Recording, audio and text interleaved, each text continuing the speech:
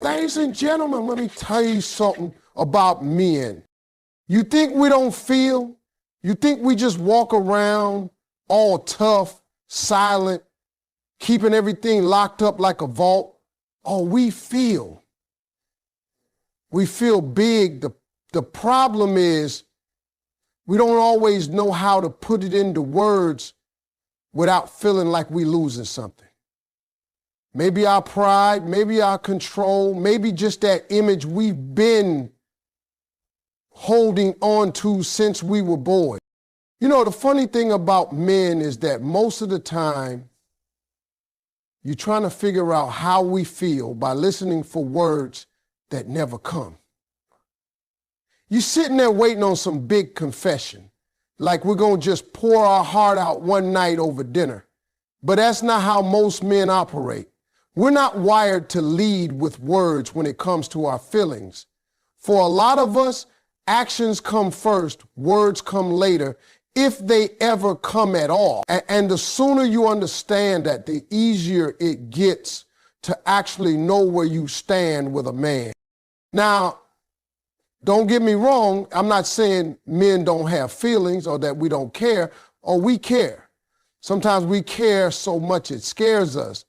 But the way we were brought up, most of us were taught that real men don't just go around telling people everything they feel. We were taught to show it instead. So instead of saying, I love you, we'll do something like fix your car, take out your trash, make sure your phone is charged before you go out. Instead of saying, you mean a lot to me, we might show up when you need help moving, or make sure you eat when you're too busy to think about food. Those little things, that's our way of speaking. The problem is sometimes women are waiting for those words so badly that they completely miss what the man is doing. You're thinking, if he really felt something for me, he'd just tell me. But in his mind, he's thinking, if she can't see it in what I do, then my words won't mean much. You see the difference? For men, love often feels safer to act on than to talk about. Here's the tricky part. Because actions don't come with subtitles, you might be wondering if what you're seeing is just friendliness or something deeper. That's where you got to start paying attention to consistency. Any man can do something sweet once, but a man who consistently shows up, checks on you, supports you, looks out for you, that's not just friendliness. That's emotional investment. And it's usually his way of saying, I'm in this, even if his mouth isn't forming the words yet. You also got to understand that for a lot of men, saying how we feel isn't just about opening our mouth. It's about risking a lot of things we're not sure we can handle. What if we say it too soon and scare you away? What if you don't feel the same? What if we lose control of the situation? So instead, we do the safer thing. We show you. If you recognize and appreciate those actions, it builds trust. And trust is what eventually unlocks the words you've been waiting to hear.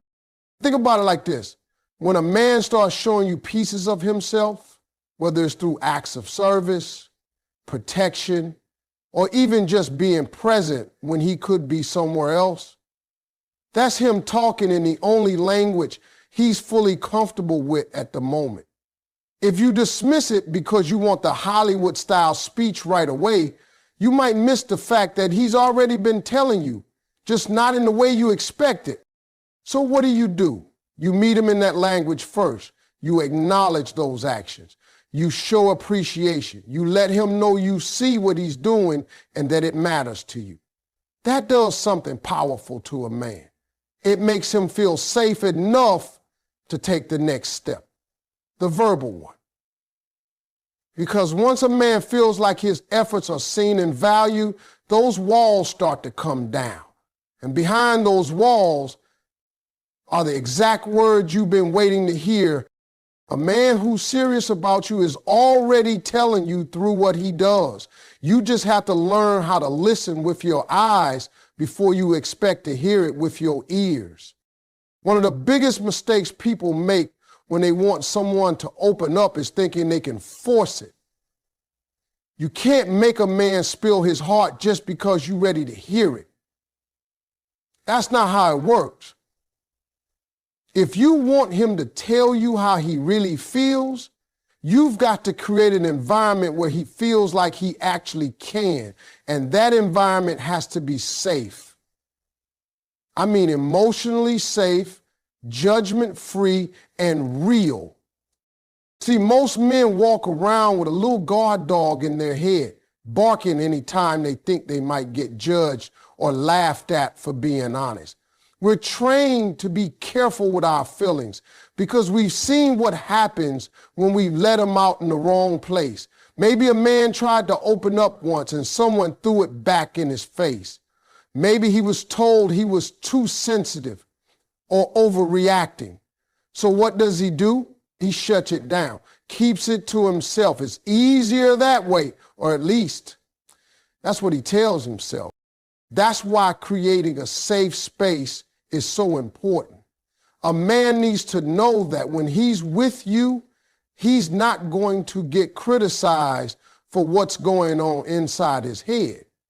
You can't say you want honesty and then react with anger or sarcasm the moment you get it. If he thinks telling you the truth will turn into a fight, you've already lost that battle. Sometimes safety isn't just about what you say, it's about your energy. If every time you talk, he feels like he's being interrogated, he's going to start keeping his answers short and sweet. But if he feels like he can be himself without worrying about saying the wrong thing, he'll start testing the waters with small truths. And those small truths eventually lead to the bigger ones you've been waiting for. Here's the thing, safety doesn't mean you agree with everything he says. It means you give him space to say it without fear. You can disagree, you can challenge his ideas, but you do it in a way that keeps the door open instead of slamming it shut. Men notice that. We notice when someone listens to understand instead of listening to argue. That's when we start thinking, okay, maybe I can actually say what's on my mind here. And it's not just about listening, it's about your reactions. Let's say he tells you something vulnerable, maybe a fear he has or a mistake he made. If your first reaction is to laugh at him or make him feel small, you just told him without saying a word, don't do that again.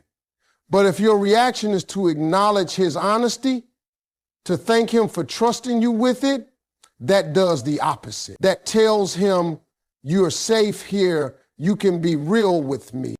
Creating that kind of space takes patience. You can't expect him to go from closed off to completely open overnight. It's like coaxing a turtle out of his shell. You can't bang on it and yell, come out. You've got to wait, be gentle, and let him decide when it feels right. The more he sees that you're not going to use his feelings against him, the more he'll test the waters. And each time he does, he'll get more comfortable. Here's another piece most people miss. Safety isn't just about keeping things calm in the moment. It's about what happens after. If a man shares something with you in private, don't go telling your friends, your mom, or posting some cryptic message online. That kills trust faster than anything. He needs to know that what he says to you stays with you, unless he says otherwise. That's when he starts to see you as someone he can go to with anything. When a man feels safe, he's more likely to be honest, even about the stuff that scares him. And when he's not worried about judgment, those walls he's been building start to crumble. That's when you get to see the real person. Not just the version he shows the world, but the one he keeps hidden. And once you've seen that, you'll realize that sometimes the most powerful thing you can do isn't to demand the truth, it's to create the kind of space where the truth can walk right in. Most people think listening is just sitting there while the other person talks, but real listening, that's a whole different ball game. You can be in the same room with somebody, nodding your head, pretending to hear them, and still miss the entire message. Men know the difference between somebody who's just hearing words and somebody who's actually locked in, paying attention. And when a man feels like you genuinely listening to him, that's when he starts opening up in ways you didn't think he would. Here's the truth. We live in a world full of distractions. Phones buzzing, TVs on, people scrolling through social media while you're trying to have a conversation. That's why active listening stands out so much. It's rare these days. When a man's talking to you and you put the phone down, look him in the eye and give him your full attention. You're telling him without words, you matter. What you're saying matter. And for a man, that's huge. Active listening isn't just about being quiet while he talks. It's about showing him you're actually processing what he's saying. That means asking questions, repeating things back to make sure you understand, and reacting in a way that shows you're engaged. If he tells you about his day, don't just say, and move on. Dig a little deeper. Wait, you said your boss called you in for a meeting. How did that go? That's genuine curiosity. That's showing him you care enough to want the details. And let me tell you something, men notice when you're curious about their world. We notice when you remember little things we said a week ago and bring them back up. We notice when you care about the small details, not just the big picture. It makes us feel like we're not just talking to fill space, we're talking to someone who actually values our perspective. See, a lot of men grew up in situations where they weren't listened to much. Maybe they had parents who brushed them off, teachers who didn't have time, or relationships where every conversation turned into a competition for who could talk the most. So when a man meets someone who actually listens, it's refreshing, it's disarming. It makes him think, maybe I can actually be myself here. Now, here's the catch. You can't fake it. Men can feel fake listening a mile away. If you're just waiting for him to stop talking so you can start, he's going to notice. If you're nodding, but your mind is somewhere else, he's going to feel that. And once he feels like you're not really interested, he's going to stop sharing. That's why genuine curiosity is so important. You're not just listening to respond, you're listening to understand. And when you combine active listening with genuine curiosity, you're basically telling him, your thoughts are worth my time. And for a lot of men, that's not something they hear every day. That feeling can make them more comfortable opening up about deeper topics, not just the surface level stuff like work and sports, but what's actually going on inside. Think about it this way. If every time you talk to someone, they're distracted, rushed, or dismissive, you're not going to give them the good stuff. You'll stick to the basics and keep the rest to yourself.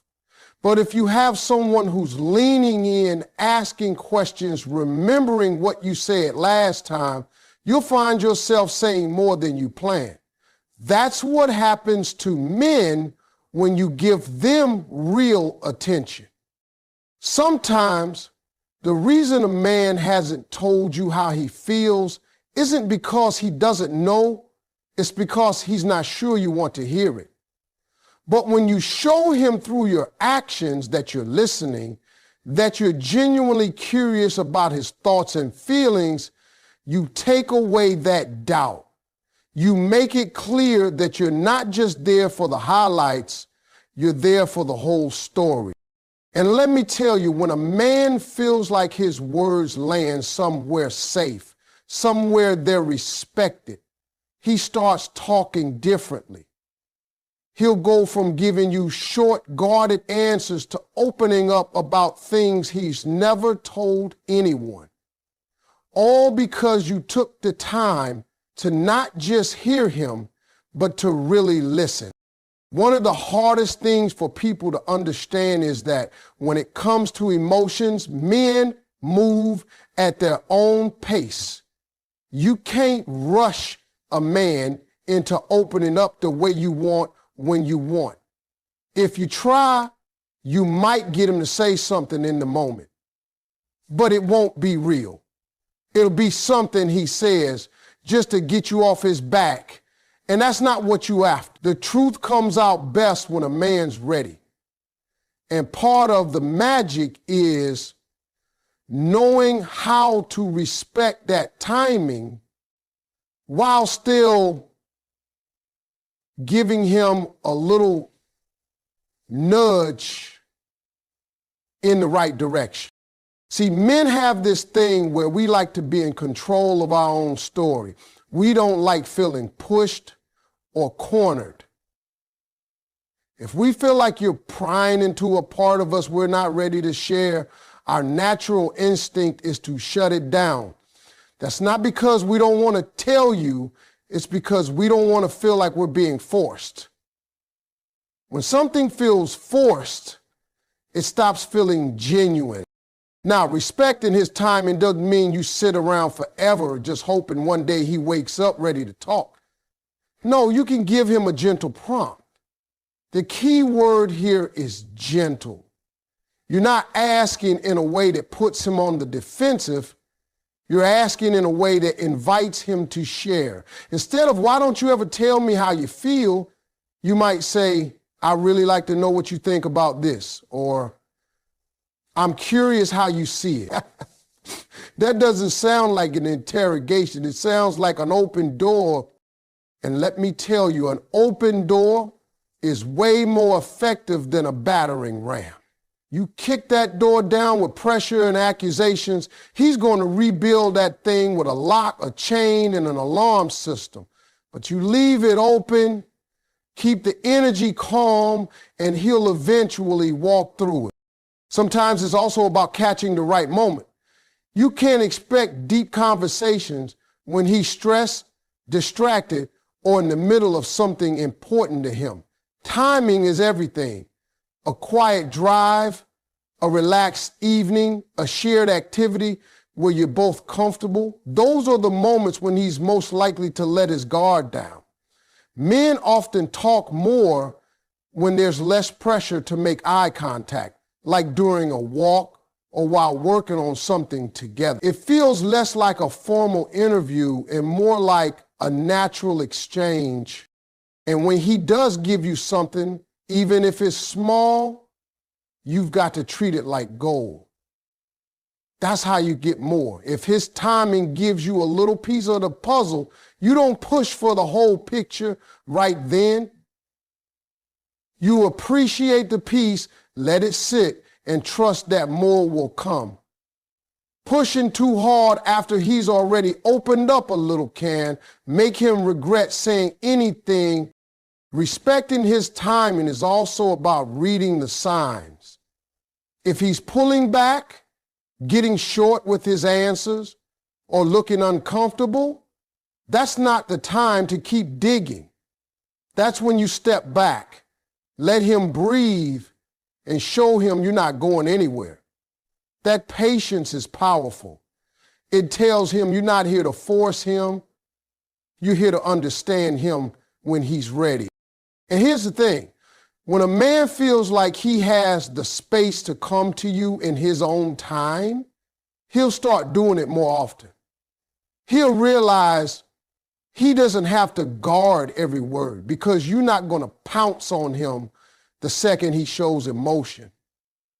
That's when you start seeing real honesty, the kind that comes from a place of trust instead of pressure. So yes, timing belongs to him, but your role is knowing how to keep the door open, give the right prompt, and make him feel